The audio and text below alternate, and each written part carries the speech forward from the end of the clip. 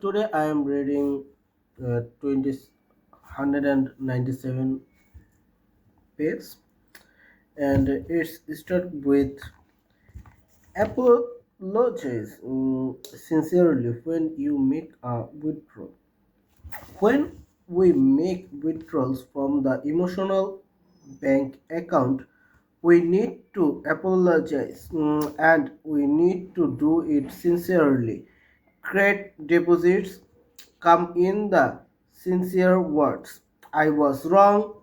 That was unkind of me. I showed you on respect. I gave you no dignity, and I am deeply sorry.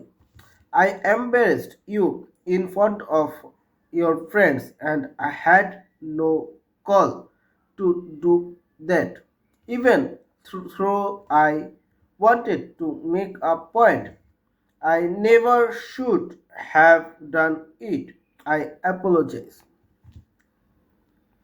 It takes a great deal of character strength to apologize quickly out of one's heart rather than out of pity. A person must process himself and have a deep sense of security in fundamental principles and values in order to genuinely apologize. People with little internal security can't do it. It makes them too valuable. They feel it makes them appear soft and weak, and they fear that others will take advantage of their weakness. Their security is based on the opinions of other people, and they worry about what others might think. In addition, they usually feel justified in what they did. They rationalize their own wrong in the name of the other person's wrong. And if they apologize at all, it's superficial. If you are going to bow low, says stern wisdom, play the uttermost, furthering, says the Keystone ethic. To be a deposit, an apology must be sincere and it must be perceived as sincere. Leo Droskin thought it is the weak who are called gentlelessness. Gentlelessness can only be expected from the strong. I was in my office at home one afternoon waiting, of all things, on the subject of patience. I could hear the boys running up and down the hall making loud banging noises, and I could feel my own practice beginning to warning. Suddenly, my son David started pounding on the bathroom door, yelling at the top of his lungs, "Let him in! Let me in!" I rushed out of the office and spoke to him with great intensity. David, do you have any idea how disturbing that is to me? Do you know how hard it is to try to concentrate and write creatively?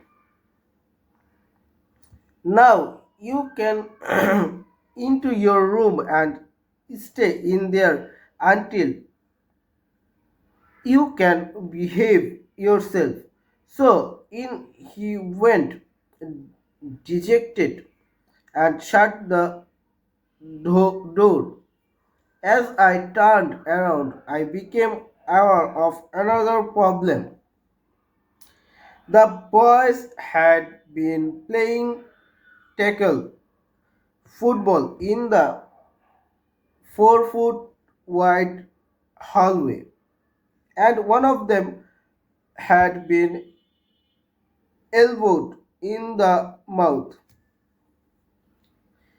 He was lying there in the hall, bleeding from the mouth.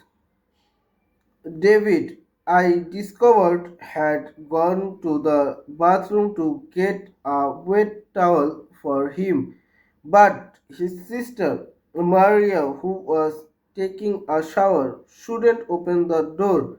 When I realized that I had completely misinterpreted the situation and had overreacted, I immediately went in to apologize to David. As I opened the door, the first thing he said to me was, I wouldn't forgive you. Well, why not, honey? I replied. Honestly, I didn't realize you were trying to help your brother. Why won't you forgive me? Because you did the same thing last week, I replied. In other words, he was saying that you are overdrawn, and you are not going to talk your way out of a problem you behave yourself into. Sin- Sincere apologies make deposits. Repeated apologies interrupted as sincere make withdrawals, and the quality of the relationship reflects it. It is one thing to make a mistake and quite another thing not to admit it.